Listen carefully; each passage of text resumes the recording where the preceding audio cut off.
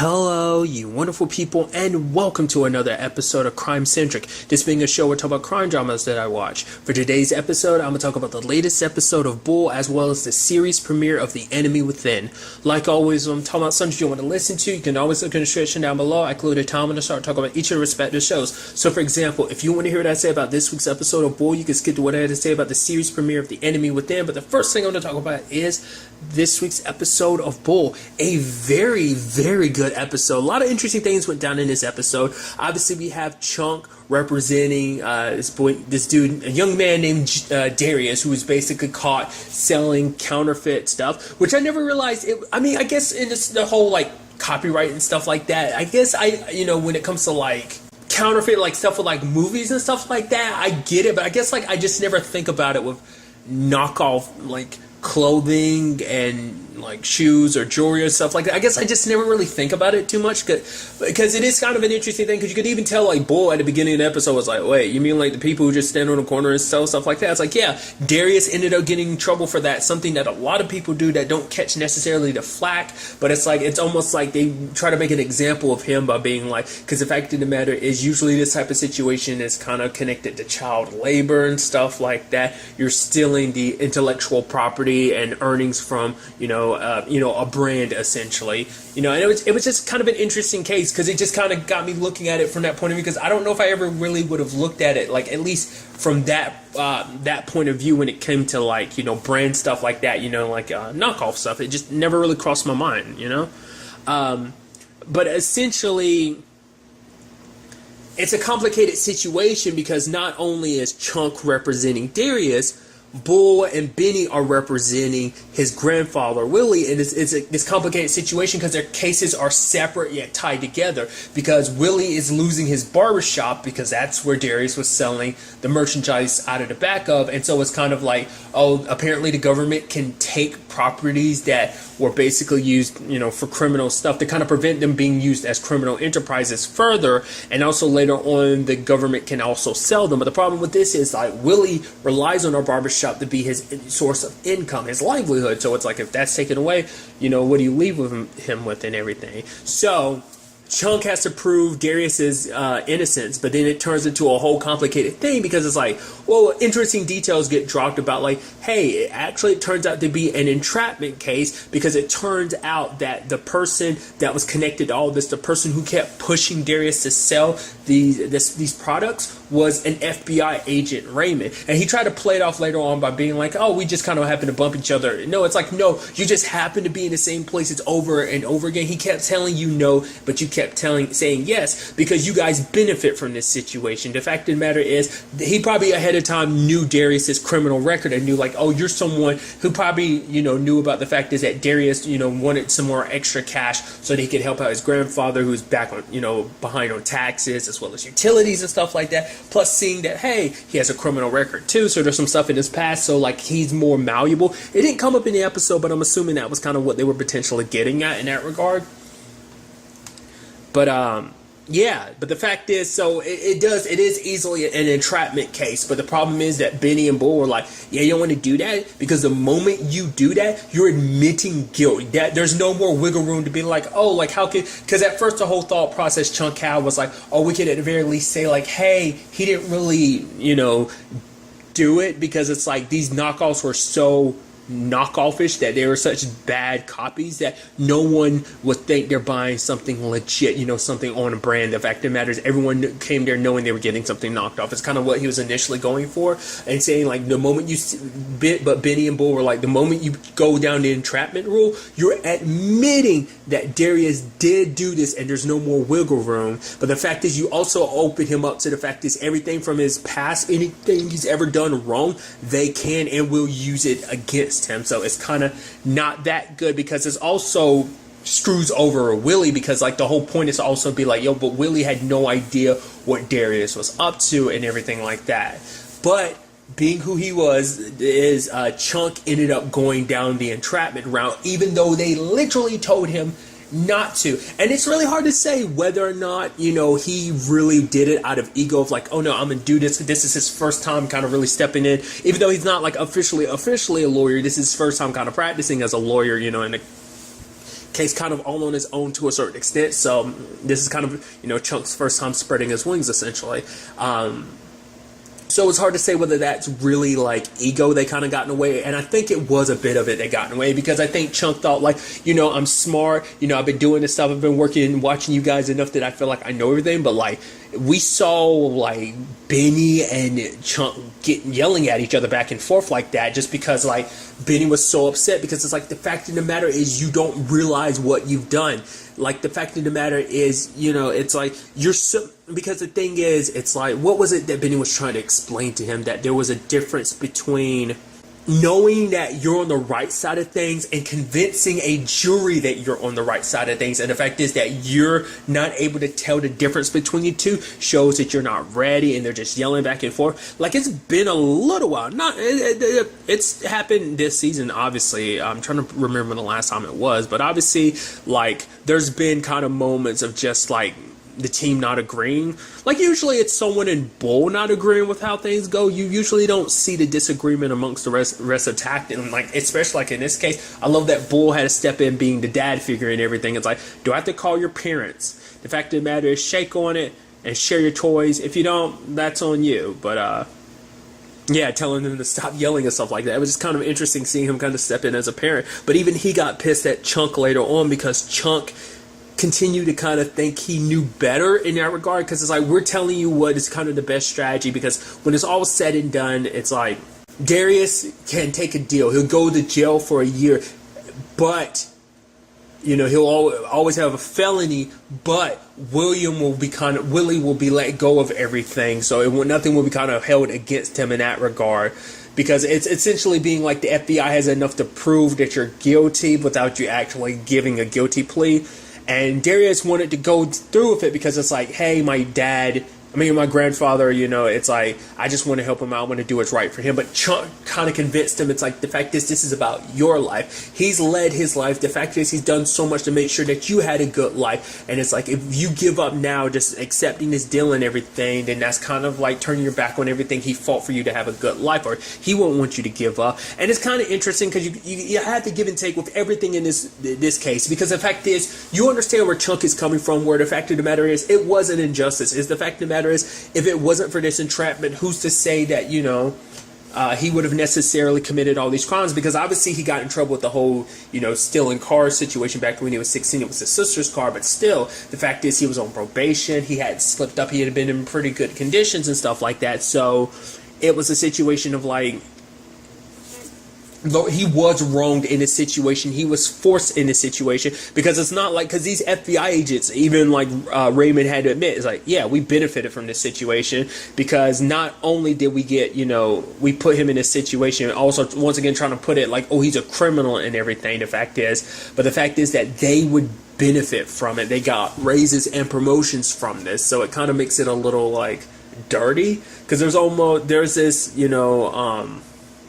reward for basically pushing people. Once again, I think that's why he pushed as hard as he did, because he knew that he could get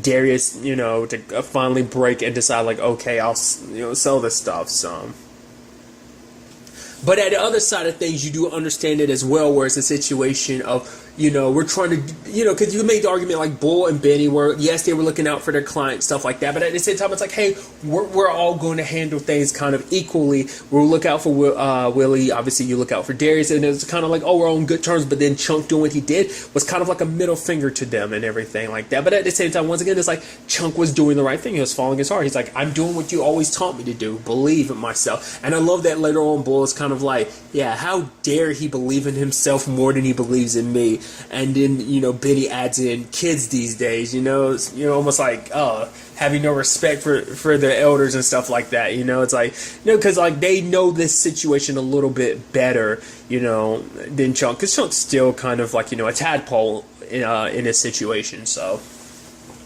But everyone was willing to help him out, because even Bull had earlier in the episode sent Danny there to kind of give him like, all right, kind of like your first case and everything like that, for that, kind of give you I give you like the junior lawyer discount or something like that, what Danny was kind of saying, so. But Bull was not too happy with him when he made that decision to get Darius to back out of that deal.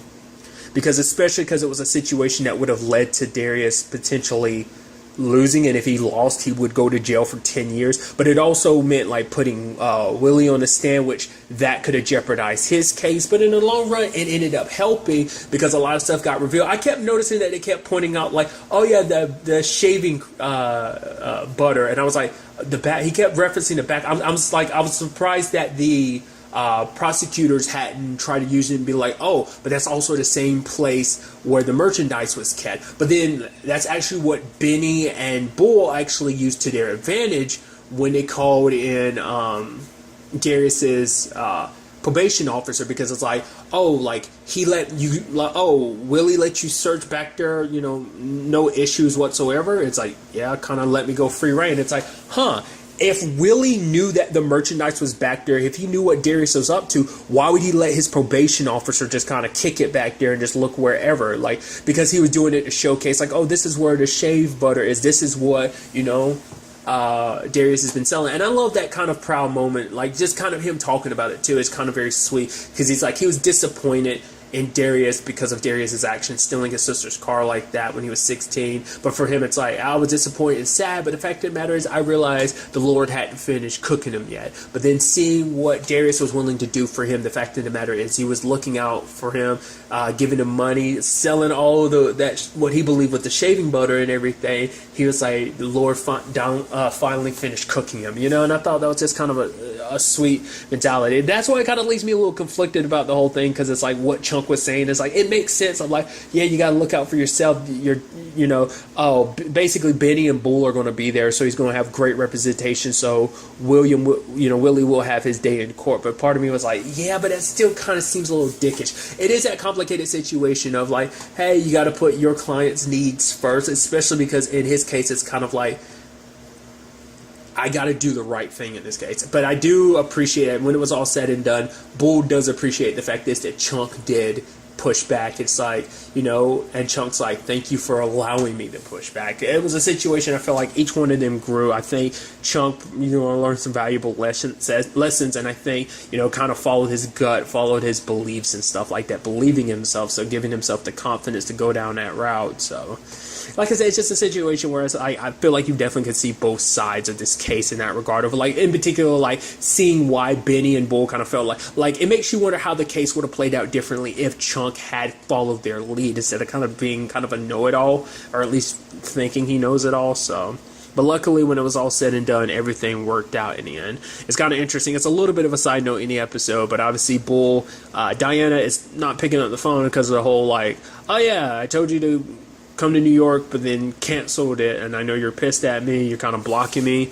I mean, to be fair, I hope she doesn't end up finding out, but let's not forget there's a whole Isabel situation with that too, so that complicates that a lot too. So, but like I said, in general, like I thought this was a very good episode, and like I said, the nature and just the story in this episode I thought was kind of interesting. And like I said, also like, Bull, Benny butting heads with Chunk, just about like who's right, who's wrong about this situation. I kind of feel like, yeah, there's a little bit of, it was kind of like everyone was kind of right, but they were just in varying degrees about right. And, like some stuff was more right for one client and less right for another. It was just kind of an interesting case in that regard. So I'm very interested to see what the next episode has in store for us. And now moving on to the series premiere of The Enemy Within. A great series premiere. A lot of interesting things about this. Obviously, I went into this kind of spoiling myself just because of the trailer kind of gave away too much. I mean, to be fair, trailers are kind of based on the first 2 episodes or whatever. But the fact is, like, I kind of saw something for this. I want to say it was a trailer a while back, basically kind of telling, like, the premise of this, focusing on, Erica Shepherd, played by Jennifer Garner. Once again, don't know, like, Dexter, and sadly also like the short-lived Limitless TV series. But she's not been in a lot of things, but I think those are the things I kind of go to first and foremost in my head. But nevertheless, the fact is that she was, a traitor. Did not realize, I mean, I guess it's just kind of crazy to see it being such a public thing. Her face is literally everywhere, which does beg the question, like, we didn't really get that in this episode, but it's still got to be hard for her daughter, like, it's like her mom's face was plastered all over the news. I mean, it's 3 years later, but still it's got to be a situation of like, that's got to be rough to kind of live with. But the fact of the matter is, it almost seems like Hannah doesn't hold it against her mom because, you know, when she saw her mom, it's not like she was freaked out or anything. She was just kind of sad. Like, she was like, I see my mom, you know? So, I don't know.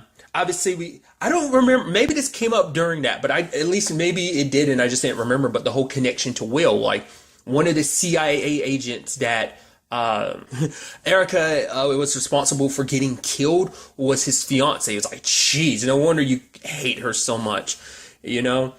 And, you know, it's kind of interesting because I also didn't realize she was so high up. She's like the deputy director of the CIA deputy director of operations. Erica was. I was like, oh, I thought you were just like some like CIA agent in particular. I didn't know you were kind of like that high rank.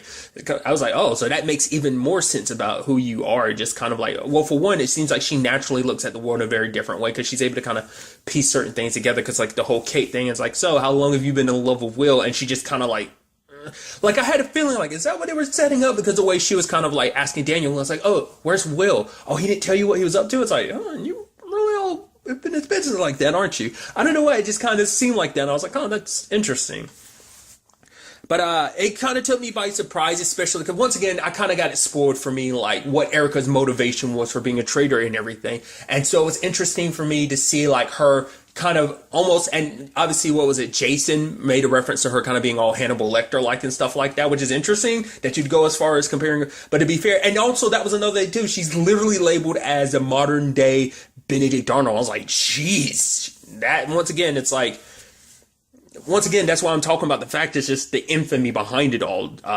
The fact is, it's kind of, not unless her daughter ended up using like a different name or something like that. Like she probably used her dad's last name just because like, you know, Erica's ex-husband is kind of what got brought up in conversation. Beyond that, we don't really know. I mean, the only people we saw at that beginning, so like Erica and her ex-husband, they might have already been split like 3 years ago. It might not have just been, I doubt it was just kind of like a recent thing that led to the whole ex-husband situation. It was probably prior to that. But that's how that's the way I can feel like Hannah would have probably like a decently normal life. I mean, probably have to move and also change your name, I'd assume, but you know, I could be wrong about that. But yeah, it seems like Erica hasn't spoken to anyone in the past 3 years. It's like, I haven't talked to anybody. What makes you think I'm going to talk to you? But it's because she was given the opportunity, and like, you'll be moved to an FBI detention center in, you know, Washington, and like she knew that bring her closer to her daughter. That's her main reason for doing all of this. It's kind of pretty brutal. The fact is that she was able to do that. Like she took that metal tray and slammed it against the bars to knock her tooth out. I was like, geez, what are you about to do? I was like,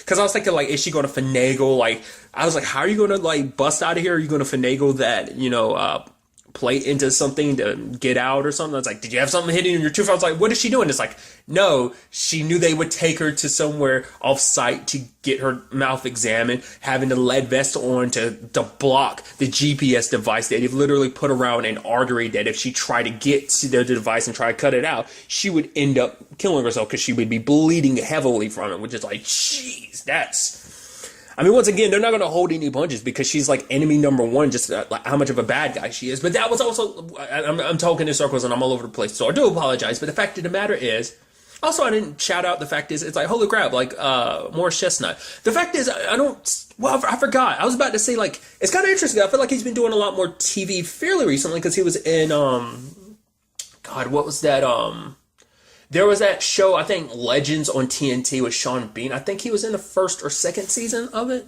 I think he also did a Fox show where he played a medical examiner. I forgot what it was. It was like Rose something. But I was like, right. Because I was like, oh, this is the first time he's done TV in a while. I was like, no, it's not. Like, that show wasn't that long ago. Now, back to the point I was trying to make before I went on that huge tangent or whatever. The fact is that it seemed like she was playing into it too. Like, oh, I'm going to be the bad guy. And just kind of not showing any kind of sign of weakness. Kind of, you know, because it's interesting because it's not like she played up this card of like, no, the reason why she did all of this was for her daughter. Or like her daughter's life was being threatened. Because, you know, after seeing what Erica did this episode, it's like you warned us about a potential, like, you know, IEDs and stuff like that, that the whole situation might be a trap, even after what, you know, Will said to her, like, oh, the fact of the matter is there is no redemption for you, this and that. The fact of the matter is, you know, for people like her who sold her soul and stuff like that, you know, and so interesting to me because I'm like, because knowing what I knew about it, that everything she did was for Hannah, I was like, why is she playing it up? But later on, it kind of makes sense because she wanted to play the victim because, I mean, not the victim, Jesus, sorry. She plays the bad guy. She wants to delve into that role because if the truth ever came out about what happened, that's why she why she took all the blame, because she didn't want her daughter to carry the weight of, like, if all this went public, it would have been found out that, like, Hannah would have found out, like, I'm responsible for those people dying because my mom chose to save me over other people, and she couldn't let that information be leaked to her daughter. And it's like, I'd rather carry this burden on my own, which that's sad to kind of have to be labeled as this traitor to your country, this bad person being separated from your daughter for so long, because inadvertently, because you chose to protect her, like, you know, like any parent would. And the fact of the matter is, you know, you're continuing to protect your daughter and kind of suffering for it. It's like dying for your child is easy, living for them, you know, suffering for them, you know, being, you know, labeled a traitor and everything. That's hard. And it's kind of sad.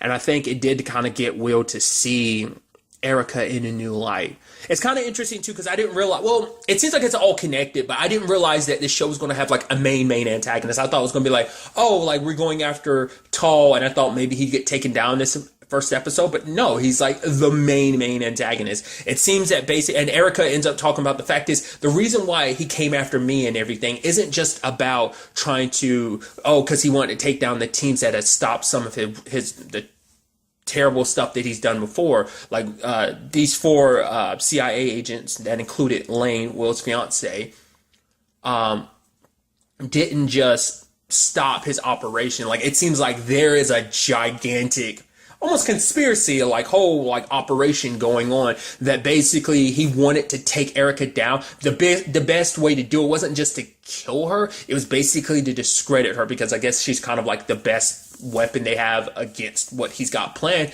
because he knew that Erica figured everything out. The fact is that Erica knew that there were a lot more people on you know, rogue agent, or rather people, you know, undercover essentially, like Tall, like all over the place. And it turns out Anna, the lady they rescued this episode, was one of them too. And I'm like, that's crazy to think about. You literally went through all of that, like this fake, you know, like, oh, because I mean, it would make sense, because it's like she just happens to survive like the bombing at the office and everything, and she just happens to get taken. I guess the argument could be like, because they, like, you know, it just, you know, certain things kind of didn't add up, because it's like, I guess like you wanted to take her and cause mass destruction and pump her for information. I guess the argument could be that, but, and she made such a point of like, oh, I want to work with you guys. Let me help you take down Tall. And it's like, oh, okay. So she wants to get close to the team, which I'm curious to see will actually bring her aboard, because it's like, oh, she'd be a good addition to the team and everything, which is like,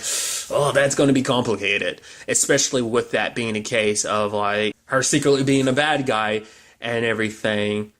Makes you wonder, is she in a similar situation to Erica? I mean, it doesn't seem like it. It seems like, because she's like, your plan worked. It seemed like she's neck deep in this. It doesn't, I mean, who knows? Maybe Tall could have reached out to her at some point in time, and it is kind of forcing her like Erica, but it almost seems right, at least for right now, that she is just kind of a willing participant in this because she believes in what he's doing potentially. I don't know. We'll kind of have to wait and see. But it seems like that is what the nature of the show is going to be about.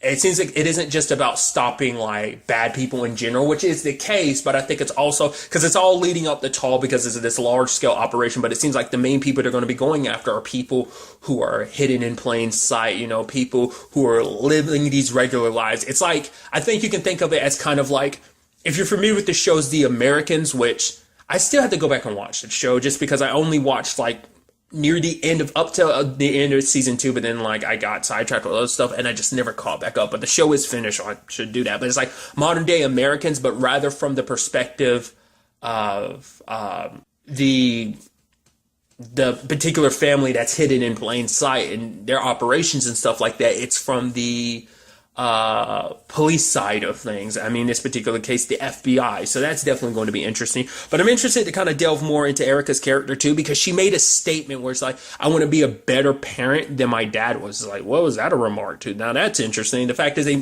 added that. It's such a little detail. So it means like, I guess that's going to play a big role in her situation going forward.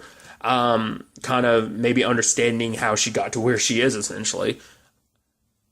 But also just to kind of see more on how, Erica operates, how the fact is that how she kind of views things. I like what we've kind of been set up with so far, Just a little side note I kind of got giddy about. I thought was kind of interesting. The actress who plays Nico in Marvel's Runaways ended up, well, she was the hacker in this episode. Now I'm sitting here thinking about it. Let's not forget, I almost let that slip my mind. Erica did say that there was going to be someone on the inside from the very beginning. So it's definitely going to be interesting when Erica and Anna kind of meet. I'm curious to see will she kind of figure her out immediately, because she did point it out, like, yeah, there was probably someone on the inside with this whole situation. So I'm curious, is that going to be something we see kind of immediately happen next episode or not? It's probably going to be a slow process. Maybe it's going to be a situation where it's like Erica she probably feels like something's not right, but she can't quite place it, and obviously probably has no evidence and stuff like that. I don't know. It's going to be interesting to see how they end up handling that. I'm also curious, is it going to be anyone else on the team? Because we got introduced to, some of the team, obviously Kate, Daniel,